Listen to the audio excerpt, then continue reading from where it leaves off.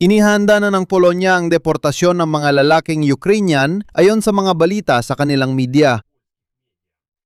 Ang Batas at Katarungan, isang makapangyarihang partidong pampulitika sa Poland, nag-anunsyo ng mga plano para sa paglikha ng mga espesyal na kampo para sa mga migrante at deportasyon ng mga lalaking Ukrainian na nasa edad na mobilisasyon na walang legal na trabaho sa Polonya. Hayagang inihayag ito ng Vice-Presidente ng partido, si Tobiasz Bakenski.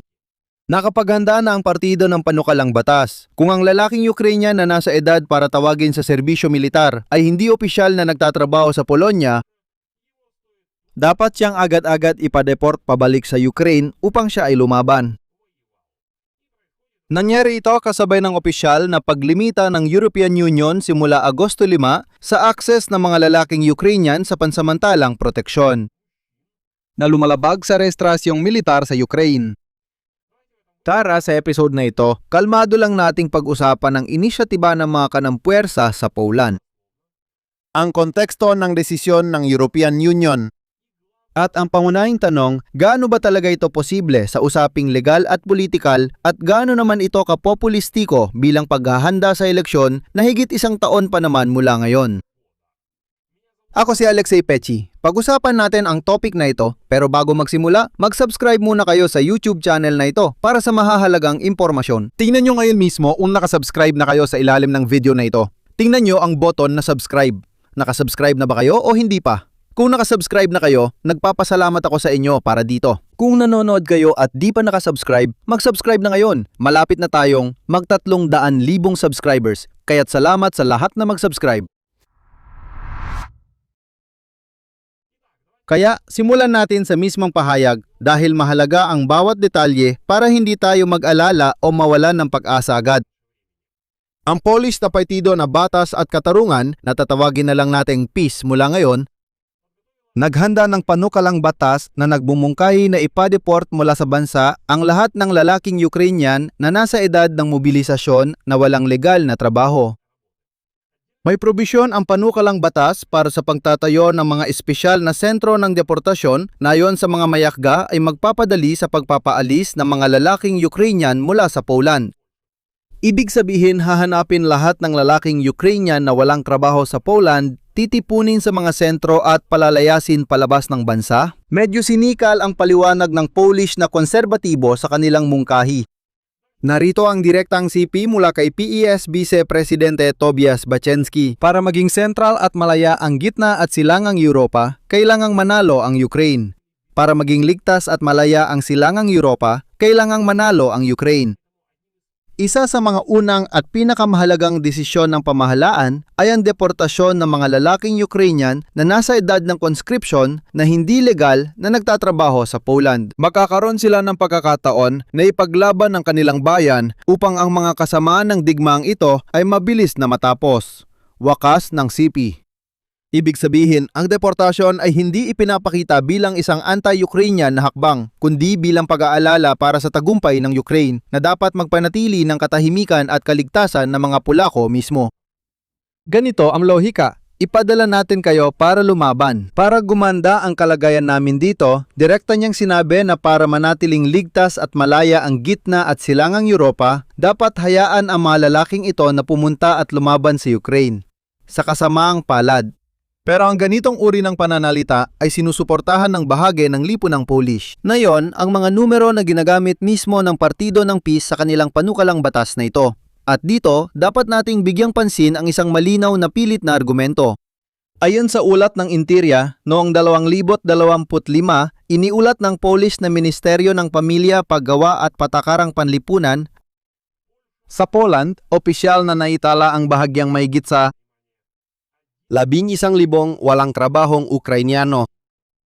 Hindi tinukoy ng ministeryo noon kung ilan sa kanila ang mga lalaki, pero ayon sa mga eksperto, karamihan ay mga babae. Pero ganito na lang, kahit kunin pa natin ang 50%, ang opisyal na bilang ng mga walang trabahong lalaking Ukrainiano ay pinakamarami na ang 5,000 at kalahati. Pero sa partido ng PiS, ayon sa kanila, mas marami talaga ang mga walang trabahong lalaking Ukrainiano sa edad na mobilisasyon kaysa sa opisyal na bilang dahil marami raw sa kanila ay, sa totoo lang, Hindi nagpaparehistro sa employment center. Ibig sabihin, ang basehan ng panukalang batas ay hindi kumpirmadong estadistika kundi hinalalang ng partido tungkol sa pag-iral ng nakatagong, hindi rehistradong kategorya ng mga tao.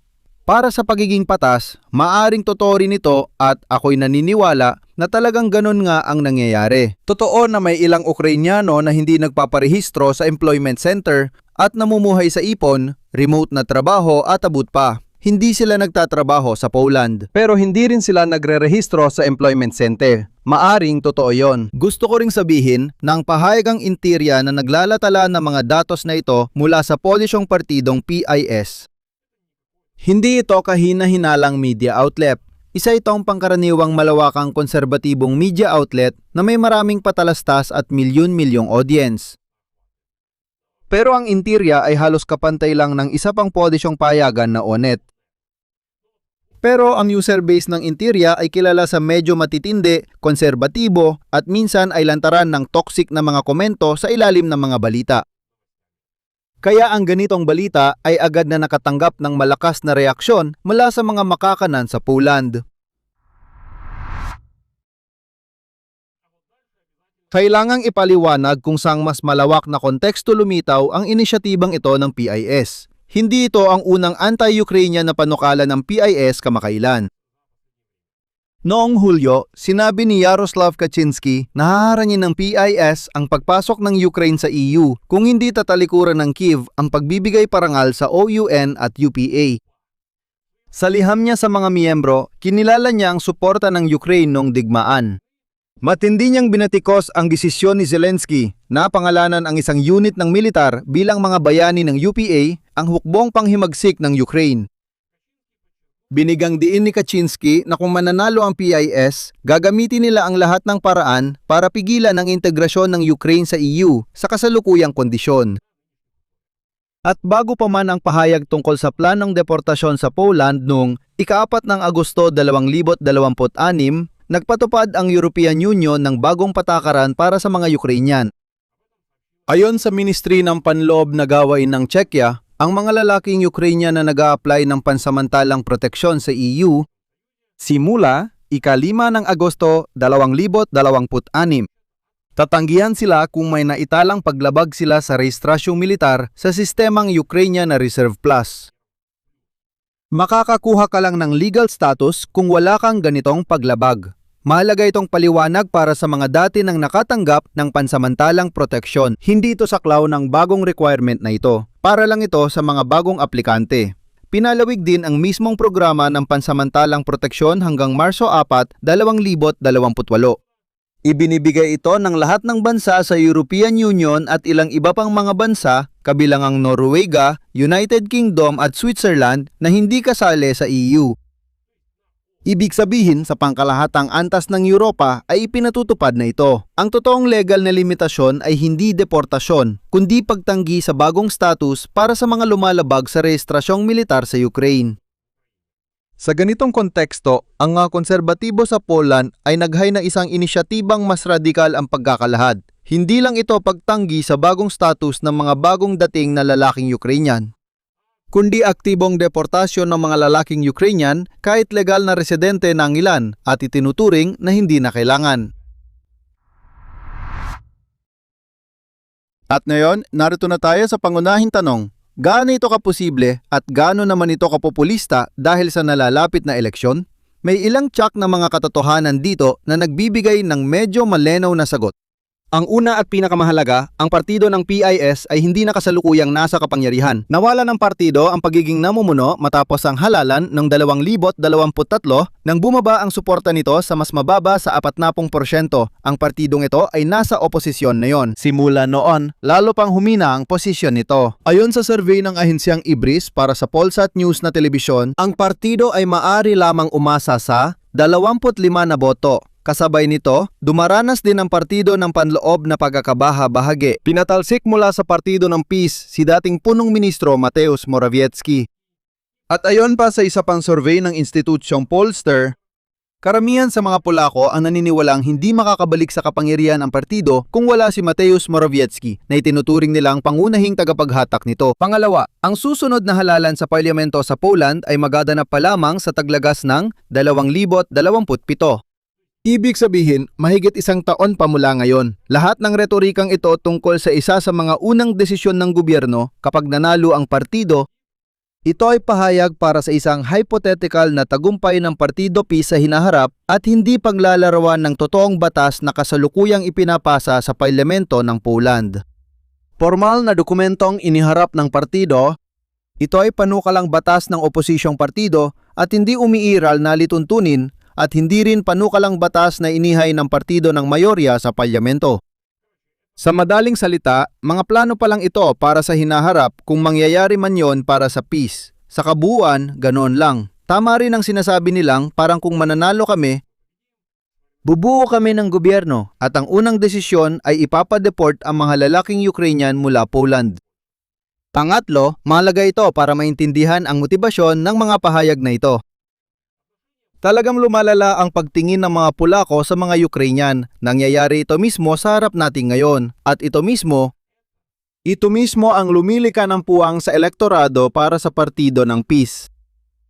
Dito nila gustong pataasin ang kanilang rating gamit ang isyong ito. Uulitin ko, bumagsak na sila at patuloy pang bumabagsak. Ngayon ay 25% na lang. Nung 20, naging 20%. Dati, 40%, mas mataas pa noon. At ngayon, sinusubukan nilang pataasin ang kanilang ratings. Ayon sa datos ng survey ng CBOS na isinagawa pa noong simula ng 2026, ibig sabihin, bago pa naglabasan muli ang mga iskandalong ito dahil sa desisyon ni Pangulong Karol Nawrodzki. Bawiin kay Zelensky ang parangal ng Poland. Ibig sabihin, bago pa ito nangyari. 46% ng mga Polako ang magpahayag ng pagtutol laban sa may mRNA na refugee. Sa ngayon, mas mataas pa ang porsyentong ito sa kasamaang palad. At ngayon, binanggit ng publikasyong politiko na ang pagkakahati sa loob ng partido ng PES ay pumapabor sa mga partidong tutol sa pagsali ng Ukraine sa European Union. Halimbawa, nananawagan ang Konfederasyon ng Korona ng Poland ni Grzegorz Braun na tuluyang umalis ang Poland sa European Union. Hindi lang nila tinatanggihan ang Ukraine, kundi sinasabing dapat umalis na lang ang Poland. Malakas itong anti-Ukrainian na retorika. Palayasin ang lahat ng lalaking Ukrainian at ipadala sa digmaan. Ito ay paraan para makipaglaban para sa mga botante na, pansin, kung hindi gagawin ay mawawala rin naman. Pero mapupunta sila sa mas radikal pang mga kanang grupo tulad ng Konfederasyon ng Korona ng Poland.